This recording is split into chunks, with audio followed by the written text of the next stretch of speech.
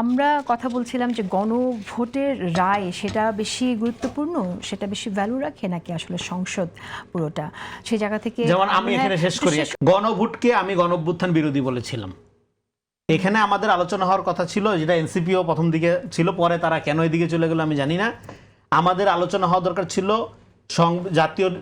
জাতীয় নির্বাচন, আর একটা হলো গণপরিষদ নির্বাচন, এই দুইটা নিয়ে আমাদের আলোচনা দরকার ছিল। তাহলে এই জুলাই সনদ সংস্কার এগুলোর যাওয়ারই দরকার ছিল না, কারণ আমাদের এই হাসিনার ফেসিবাদটা একটা সাংবিধানিক ফেসিবাদ এট দ্য সেম টাইম, বলে অবশ্যই সাংবিধানিক এই সাংবিধানিক কাঠামো থেকে আমাদের বের হইতে হবে, এই বিষয়ে দ্বিমতের কোনো সুযোগ নেই। কিন্তু সেটার প্রক্রিয়াটা কি হবে, সেটার প্রক্রিয়াটা কি ডেমোক্রেটিক হবে নাকি প্রক্রিয়াটা আনডেমোক্রেটিক হবে, এটাই হলো কোশ্চেন। এখন বিএনপি একটা লিবারাল ডেমোক্রেটিক পার্টি হিসেবে আপনার সবসময় তাকে একটা ডেমোক্রেটিক নর্মস ফলো করতে হবে। একটা উদাহরণ দিই, আপনার ভারত, পাকিস্তান এবং বাংলাদেশের সংবিধান, এই প্রত্যেকটা দেশের সংবিধানের আপনার সোর্স অফ ডকুমেন্টটা কি, সোর্সটা দেখবেন যে আমাদের গণতান্ত্রিক ব্যবস্থাটা হইল ব্রিটিশ পার্লামেন্টারি ডেমোক্রেটিক ব্যবস্থা, নট আমেরিকান।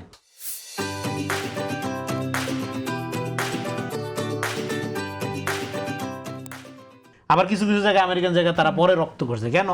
1935 সালে ইন্ডিয়ান অ্যাক্ট যেটা করছিল ব্রিটিশ গভর্নমেন্ট, সেই ইন্ডিয়ান অ্যাক্টে যে সমস্ত আইন ছিল সেটা প্রায় 50%-এর উপরে 50-এর দশকে যখন ভারত তার সংবিধান প্রণয়ন করে অ্যাডাপ্ট করছে।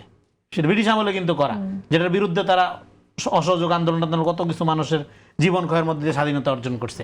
At the same time Pakistan যখন তার সংবিধান প্রণয়ন করে ইন্ডিয়ান অ্যাক্টের প্রায় 40% অংশ তারা অ্যাডাপ্ট করছে। তার মানে কি, তার হলো এটা একটা লিগেসি, একটা সিলসিলা, একটা জেনিওলজি লাগে। At the same time Bangladesh দেখেন, বাংলাদেশের সংবিধান যখন প্রণয়ন করা হয় অনেক ত্রুটি ছিল, এটা নিয়ে অনেক বিতর্ক ছিল ওই সময়। আপনার গণপরিষদ বিতর্ক যদি আপনারা পড়েন দেখবেন, তারপরে সেই সংবিধানে দেখবেন পাকিস্তান ভারতের সংবিধানের অনেক কিছু ইনক্লুড করা হয়েছে। ফলে সাংবিধানিক রাজনীতির একটা ধারাবাহিকতা থাকে, এটা হুট করে হয় না। এখন গণঅভ্যুত্থান একটা বিপ্লব টাইপের ঘটনা, এটা বিপ্লব না। কারণ বিপ্লব হইতে গেলে প্রবলেমটা কি হয়, বিপ্লব করতে গেলে জুডিশিয়ারি, ব্যুরোক্রেসি, মিলিটারি, তিনটা আপনার নিয়ন্ত্রণ রাখতে হয়। যেটা বিপ্লব বাংলাদেশে একবারই হয়েছিল 7 নভেম্বর, জিয়া রহমান করছিল, কইরা তারপরে সে গণতন্ত্রের দিকে হাঁটা শুরু করছিল, না করলেও কোনো সমস্যা ছিল না। কারণ জুডিশিয়ারি, ব্যুরোক্রেসি, মিলিটারি, বিপুল জনপ্রিয়তা তিনটাই তার হাতে ছিল। হ্যাঁ, তো ফলে একটাই বিপ্লব হয়েছে। ফলে এই জন্য আমাদের এটা পরিষ্কার থাকতে হবে। এখন আপনি গণঅভ্যুত্থানকে বিপ্লব মনে করে আপনি মনে করতেছেন এই বিপ্লবের বিষয়ে, এই বিপ্লবের আলোকে যে সংস্কার কমিশন, তার যে ম্যান্ডেট, সেই ম্যান্ডেটের আলোকে যে গণভোট, এইটা সাংবিধানিক ক্ষমতার চেয়ে অনেক বেশি।